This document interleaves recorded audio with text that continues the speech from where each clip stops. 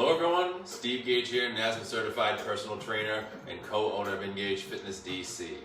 Today we're going to go over how to correct some muscle imbalances, particularly left and right side, whether it's a specific limb, joint, anything on one side versus the other.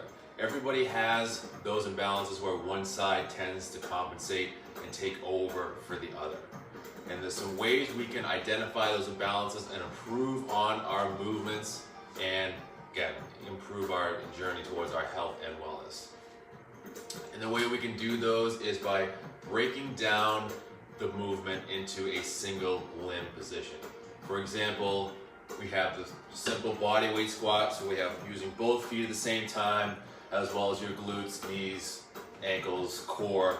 All that can be broken down into a single limb movement. So we do that squat, again, use both feet up and down. You may notice one side tends to take over for the other, or you're finding you can't get past a certain point, and we're gonna break down the movement and help you get to that point you're looking for. So with the squat, we break it down into, again, that single limb position. We switch that to a lunge. Again, that really hones in on one side versus using both, where that stronger side can take over and that imbalance is hidden. So with this, we get into our lunge, find that stable position, and then shoot for a desired amount of reps that you think can, again, tax those muscles we're using in that position. And notice which side tends to give out first. And also start with one side versus the other. So I'm starting with my left. We'll do, say, 10 reps on this side.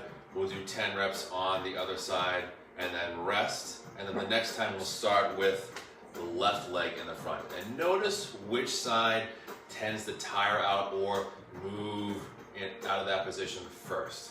That's usually the side that's underdeveloped, and you want to give that side a little TLC. So we'll get into our lunge and paying more attention to what the body is doing in these single limb movements, not just cranking out the reps as fast as we can and hoping it works out. Really focus in on what the muscles are doing, the joints are doing, even the little stabilizing muscles that we use and forget about, they play a huge part in that movement. So we're just paying attention to keeping that movement smooth.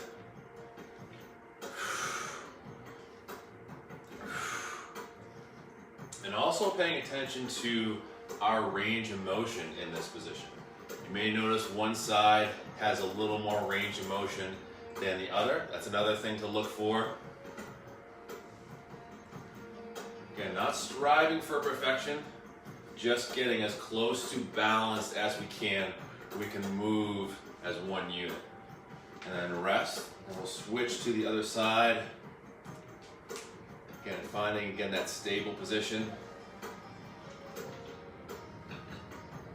And you're shooting for that amount of reps where you feel the body's going to get tired, or those muscle groups are going to get tired, because then those imbalances will start to sneak out, whether it's a tight hip or weak ankle. You'll see them start to give out first, and you can find those imbalances and hone in on them.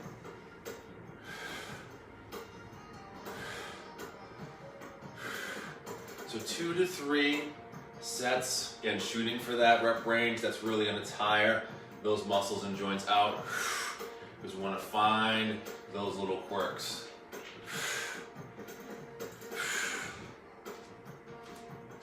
And then we'll take a few moments rest.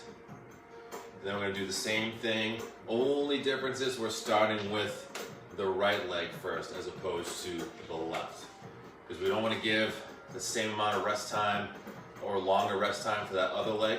We want to switch them up, giving them even amounts of rest time. Then starting with my right this time. And if you have the ability to be close to or near a mirror, again, it's not for vanity, it's more or less just focusing on what your positioning is like. So you may not be able to see it, but if you look in that mirror, you may notice, especially in this lunge, the knee might be moving in or out. The foot might be coming up. Those things you might just feel are normal. You might not see them as on your own. So having that mirror gives you that kind of different perspective. And taking that desired rep range.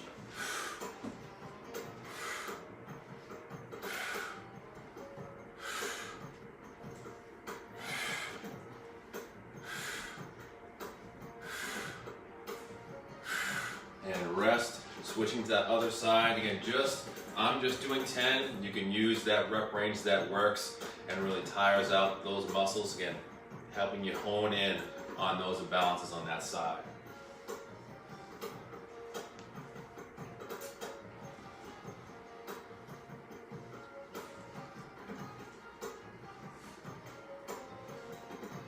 And rest. So again, this is not just for the squat, this is for any position, whether it's an overhead press, bicep curl, bench press, deadlift, anything can be broken down into a single limb position.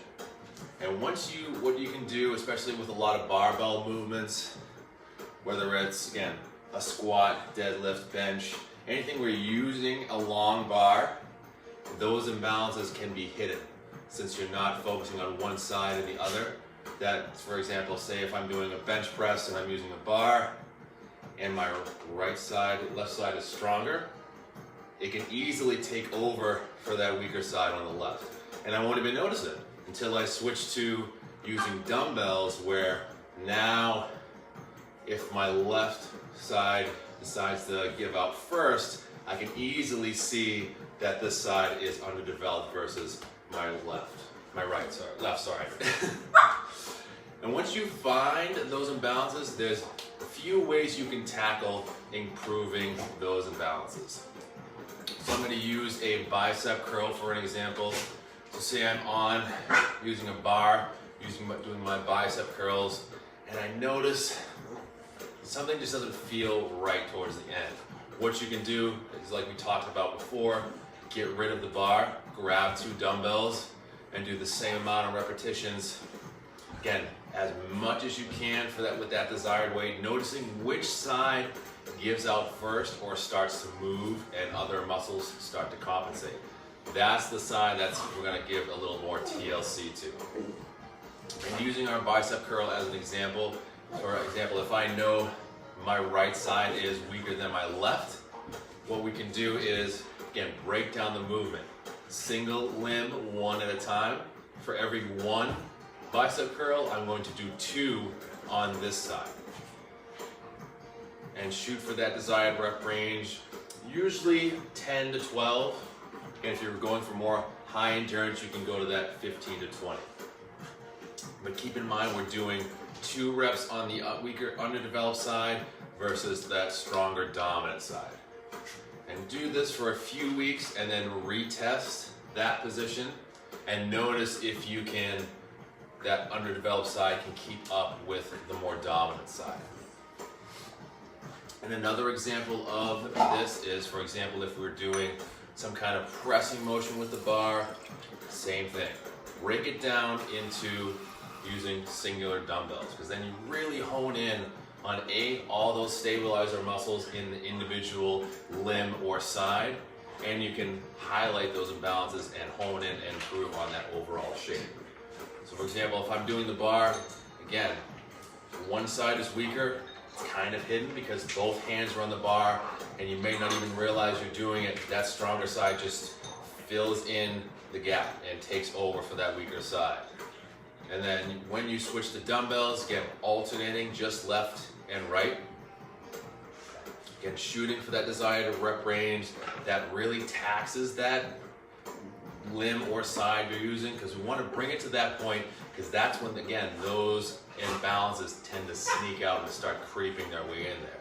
Whether it's a weaker shoulder, pain in the elbow, we just want to find those things by just switching left and right. And who knows, it may not even be in the shoulder, it may be in your core or low back, but either way, we want to find those differences and hone in on them and improve on those shapes. And the reason it is ideal to find these imbalances is a big one, it reduces your risk of injury. I know sometimes some of these things we fine tune are not always fun and exciting as the other things, but we want to be keeping our health and wellness journey throughout our entire life. And we can do that by reducing injury prevention and getting the body as prime as we can get it by doing these little imbalance corrections. And this can be applied to most movements like I've talked about before. A lot of full body movements such as your squat, deadlift, overhead press, even something more focused like a bicep curl with a bar, same thing, tricep extension with a bar. Any position with a bar can be broken down to single limb. Just find that position that you're having those challenges with and break it down into one side versus the other. And you may notice one side is much more dominant than the other and taking over, not allowing you to either increase those strength goals or endurance goals or just body position goals. And sometimes it's just fun to learn those things. I mean, I know not everybody gets excited as I do about fine tuning the body and getting it to the optimum performance, but learning those things about yourself can be fun and exciting. And then you can change things up with your routine. Again, make it more fun and exciting. Because again, the long term, we want to be doing this as long as we can because we enjoy it and it's fun. We don't want to have to worry about injuries, so we can do little things like this into the routine to improve your overall movements and positioning. Thank you for joining me, guys, on Working Out Imbalances. I will see you next time. Be safe, be kind, and choose to be well. Take care.